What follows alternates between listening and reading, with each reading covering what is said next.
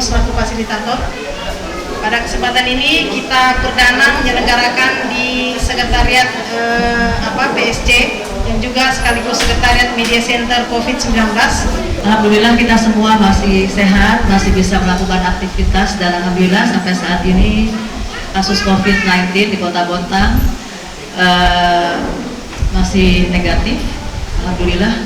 Jadi Bapak Ibu sekalian, bahwa yang pertama perlu saya sampaikan ada kebijakan wali kota terkait penanganan kasus COVID-19. Apa yang sudah dilakukan seperti kita ketahui bersama, kita sudah rapat dengan Forkopimda, kemudian juga ada surat dari Sekda terkait ASN dan tenaga kontrak daerah yang melakukan perjalanan dinas. Jadi ada ASN atau tenaga kontrak daerah yang baru saja melakukan perjalanan dinas, karena kemarin kita belum melakukan social distancing mengikuti acara marching band di Bandung. Ada protapnya di mana yang pulang harus melapor ke call center dan melakukan karantina mandiri sampai 14 hari ke depan. Kemudian identifikasi kesiapan tenaga, APD, alat dan bahan desinfektan. Alhamdulillah hari ini kita sudah mulai tadi malam kita sudah memverifikasi tenaga, APD dan bahan-bahan desinfektan yang alhamdulillah tadi pagi kita sudah melakukan spray desinfektan ke beberapa musola dan sekolah-sekolah yang ada di Kota Bontang, dilakukan desinfeksi di tempat umum. Kemudian yang akan dipersiapkan adalah surveillance dan respon. Jadi untuk masyarakat seperti apa yang sudah diumumkan oleh pemerintah Kota Bontang, yaitu kita punya call center 0811 5407 119. Dari call center ini Bapak Ibu sekalian, yang pelayanan 24 jam ini termonitoring sampai dengan hari Kamis 19 Maret 2020 sampai dengan pukul 14, yang telepon atau datang atau WA jumlahnya 113 orang.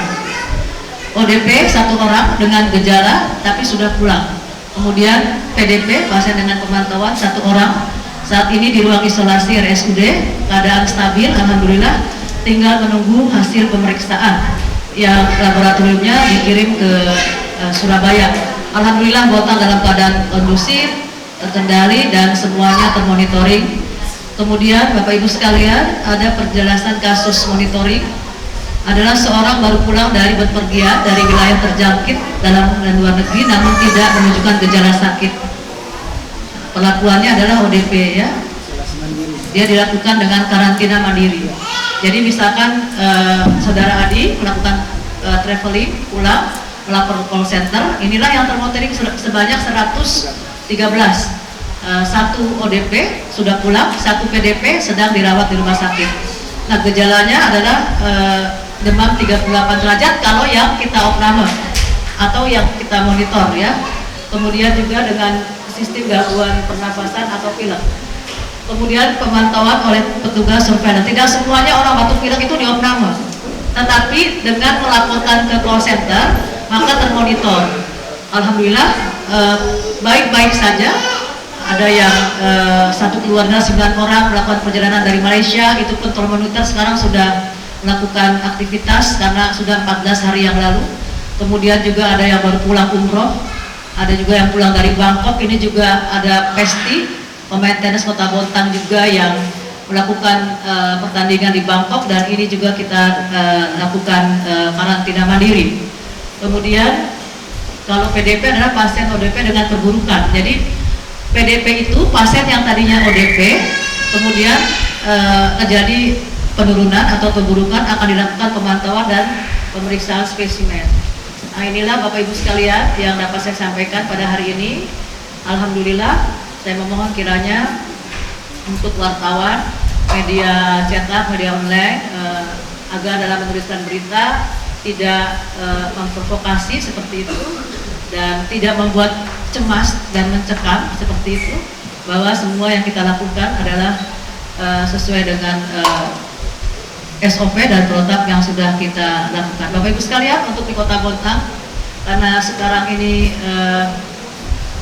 dalam keadaan sudah 200 lebih di Indonesia dan sudah yang meninggal berapa orang ya? 19.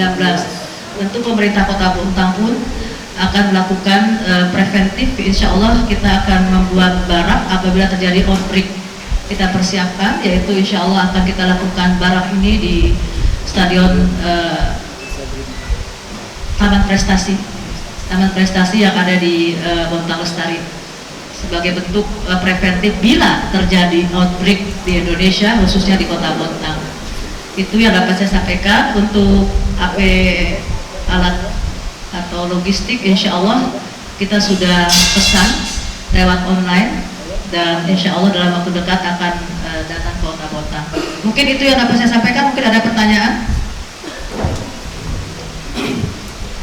Ya, silakan. Terkait dengan penetapan status KLB di Provinsi Kalimantan Timur, apa yang dilakukan akan jangka pendek yang dilakukan untuk Kota Bontang? Karena belajar di berkaca di Garut, itu tidak ada yang positif, tetapi daerah sekelilingnya sudah terjangkit. Apakah Bontang juga mempersiapkan diri untuk menetapkan status KLB atau bagaimana? Jadi kalau yang positif baru KLB, tetapi tracing harus dilakukan. Ada apalagi resiko confirm ya. Nah, inilah kemarin disampaikan bahwa yang di opname atau PDP yang ada di Rumah Sakit Wahab Sahrani pernah ke Bontang. Oleh karena itu kemarin saya sudah mem-WA juga Bapak Gubernur dan saya sampaikan, Bapak Gubernur, kami siap melakukan koordinasi dan memang harus dilakukan tracing Bapak Ibu sekalian. Nah, ini yang kita lakukan nanti, mencari jejak kemana saja pernah bertemu. Nah, di situ memang kita harus melakukan juga desinfeksi di ruangannya, di ruangan keluarganya dan lain sebagainya, di sekitarnya seperti itu. Dan tentunya ini juga harus kita monitor dan kita sampaikan untuk karantina mandiri di sekitarnya untuk tidak melakukan aktivitas.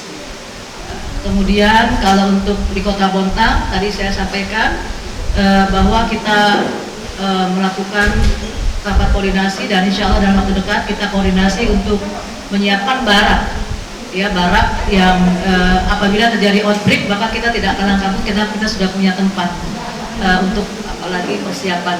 Tapi mudah-mudahan tidak ada apa-apa. Ini pun yang satu dengan PDP keadaannya stabil. Insya Allah kalau stabil kita pindahkan, tidak di ruang isolasi lagi. Tapi kita tunggu, mudah-mudahan negatif ya. Kalau positif dikirim ke iya, iya, mungkin itu. Ada lagi pertanyaan? Ya. Untuk misalkan ada di ke depan ada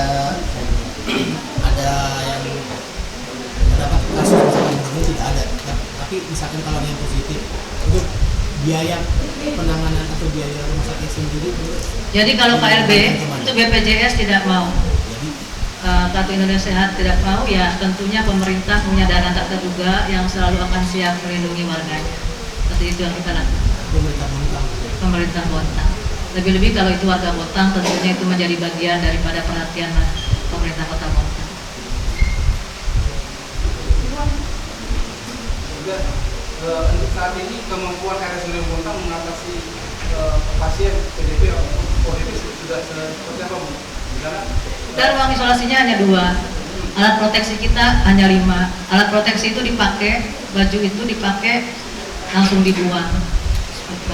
Oleh karena itu kemarin kita rapat untuk menyiapkan. Tetapi tidak hanya di Bontang, di provinsi juga kurang lebih sama seperti itu. Dan ini menjadi apalagi PR buat pemerintah Bontang tentunya untuk apalagi menyiapkan logistik, karena kita ya harus siap. Alhamdulillah kemarin saya dengar Menteri BUMN juga untuk rumah sakit BUMN juga harus siap. Dan yang saya bersyukur Bapak Gubernur mengatakan bahwa masing-masing kabupaten kota harus mengisolasi pasien-pasien dengan ODP COVID-19 atau PDP. Jangan lagi dirujuk ke kabupaten kota seperti yang ada di Kota Bontang. Ini kan rujukan dari Kutai Timur. Betapa banyak perjalanan yang dia lakukan seandainya positif, berapa banyak yang dilakukan prosesnya ini ketika dia melewati UGD dan lain sebagainya, seperti itu. Ada lagi? Ya. Mau tanya, kemarin kan alat CTM yang diberikan untuk Bontang punya 5 dan sudah dipakai 2. Apa yang dilakukan? Nggak ada lagi, kita sekarang lagi pesan rapid. Kalau rapid itu berapa jam bisa ya, setengah jam. Jadi kita lagi pesan di Jakarta, insya Allah ini inisiatif kita aja karena memang ya kita harus periksa pasien-pasien yang suspek. Dikasih provinsi gini, kalau yang namanya kejadian wabah, maka standar pelayanan minimal itu menjadi tanggung jawab provinsi. Karena pemerintah pusat itu mendropnya kepada provinsi. Provinsi inilah yang membagikan kepada kabupaten kota. Sampai sekarang kita belum dapat, oleh karena itu kita mempunyai inisiatif untuk melengkapinya sendiri dengan memesan alat-alat untuk apalagi pemeriksaan dalam waktu. Kalau yang pakai visit apa namanya itu PTM itu 4 hari. Ya, kalau yang rapid ini setengah jam jadi. Nah ini yang kita pesan, memang agak mahal nggak apa-apa. Ada lagi? Baik, Mas, pengawasan pemerintah terhadap perusahaan yang banyak tenaga asing seperti apa? Jadi kita tidak, apalagi sudah menolak,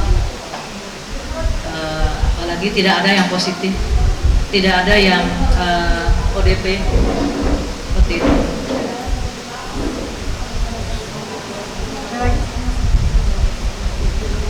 Kalau ini Ya. kalau yang ADP tadi pesan di Jakarta. ODP.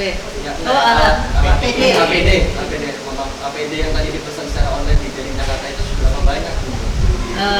Berapa banyak Mila? Insya Allah 100-an ya, 100 unit, 100. Saat ini kita untuk melindungi teman-teman kita borong kemarin jas hujan. Jadi saya berinisiatif untuk memborong jas hujan, mohon maaf aja kasihan kalau tidak sama sekali pakai proteksi. Jadi jas hujan di Kota Bontang ini sudah kita borong yang melakukan ya yang plastik dan tertutup rapat, dan kita sudah berikan juga sepatu botsnya, apa boleh buat, tidak ada rotan akal. Jadi seperti itu yang kita lakukan. Iya, karena ya sambil menunggu datang, daripada langsung baju begini, habis itu kan dibuang juga. Saat ini di rumah jabatan nanti akan dibawa ke sini lumayan banyak. Jadi yang surveillance itu yang harus keliling-keliling mendata itu juga akan terkontak, kita berikan juga untuk memakai baju pelindung. Kalau yang 100 APD itu yang lengkap dari atas sampai bawah. Ya betul, beberapa. Jadi kalau yang itu dari sarung tangan. Ya overall. Ya, overall ya semua. Ya itu juga sekali pakai, seandainya ada langsung kita beli. Sampai sekarang belum ada.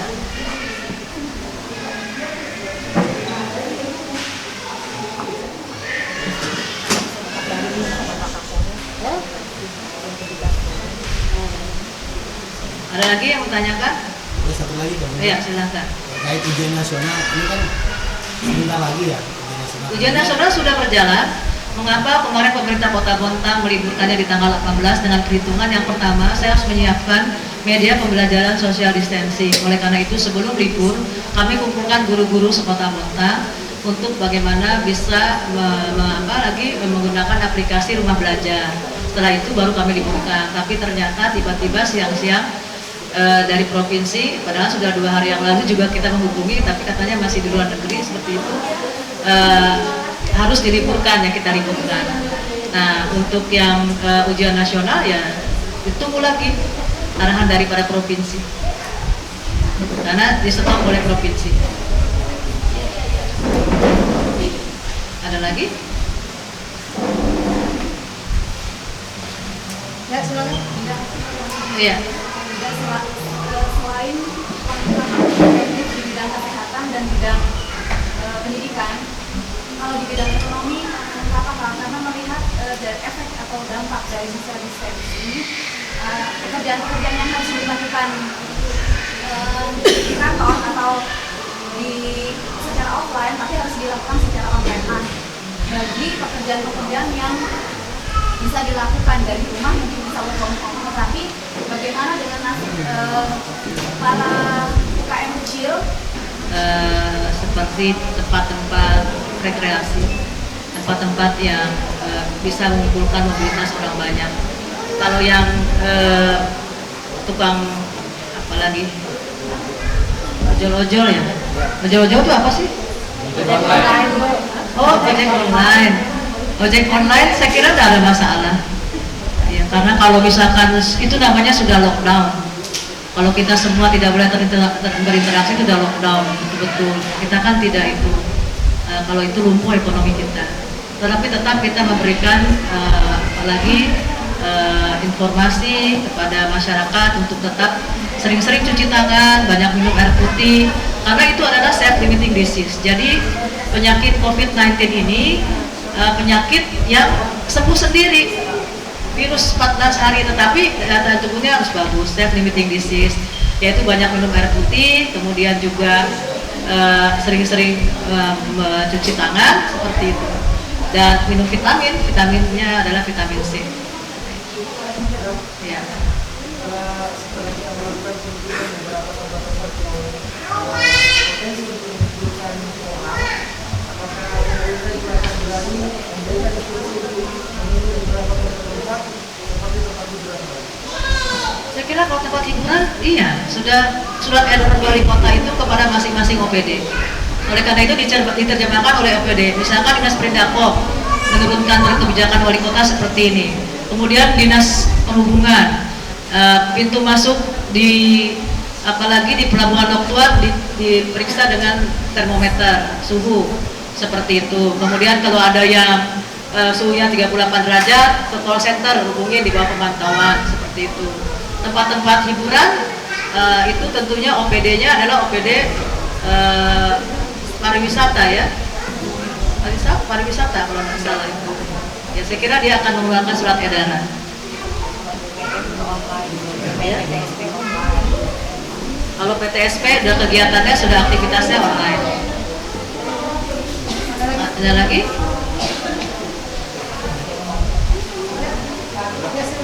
Iya. Kita lagi social distancing.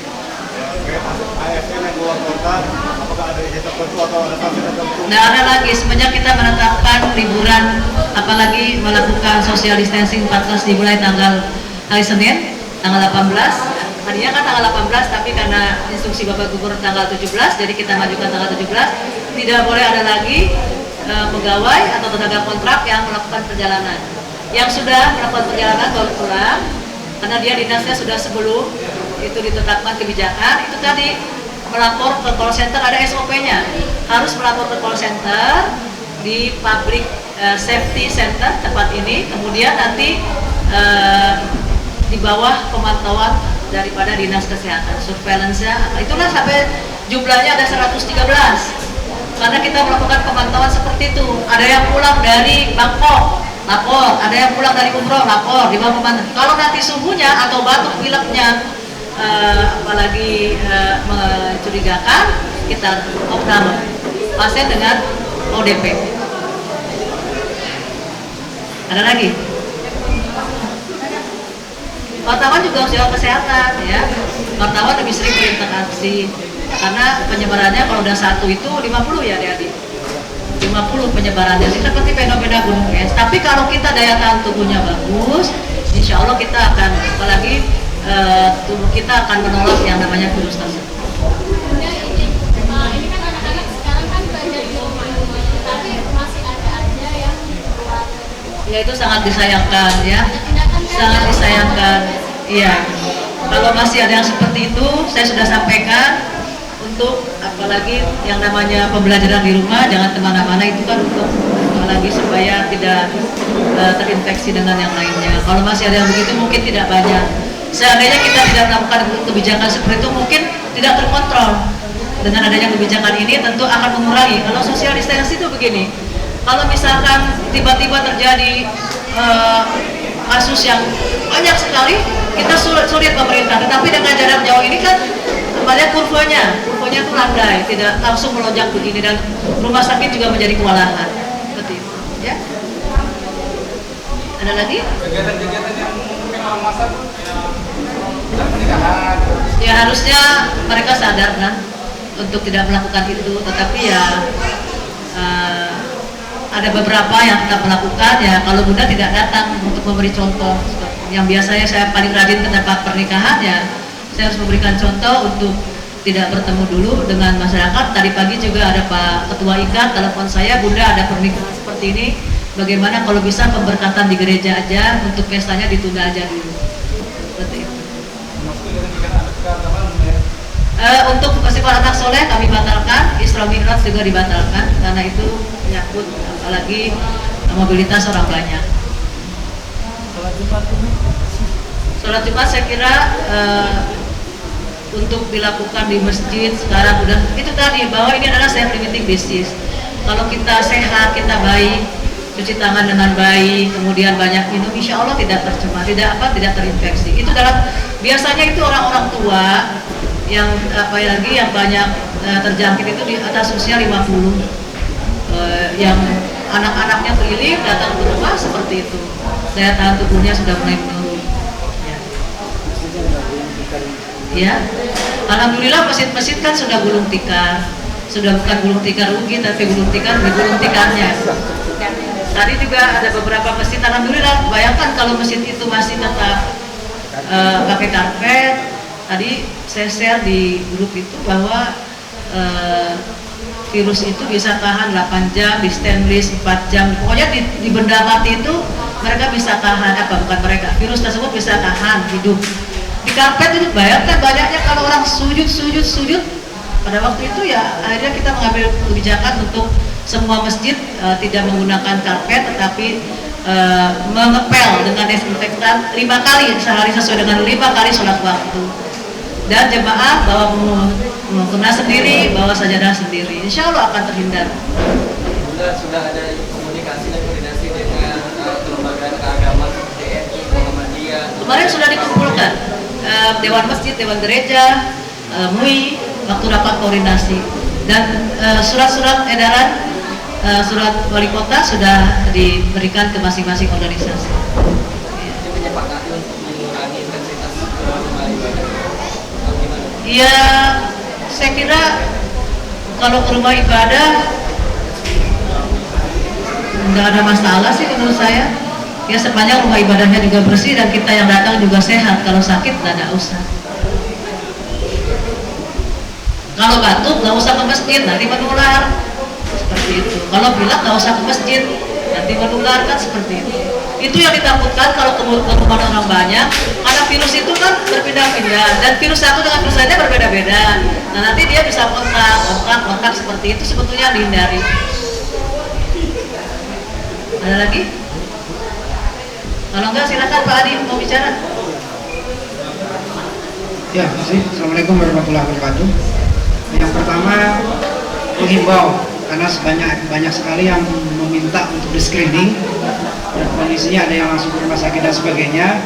Jadi sebenarnya kondisinya jika bepergian tidak ada mengalami gejala klinis, maksudnya di sini demam, batuk, pilek dan sebagainya, itu sebenarnya cukup bisa melaporkan ke sini atau sebenarnya, dan tidak perlu harus ke rumah sakit, tidak perlu ke pasien dan sebagainya, tidak perlu.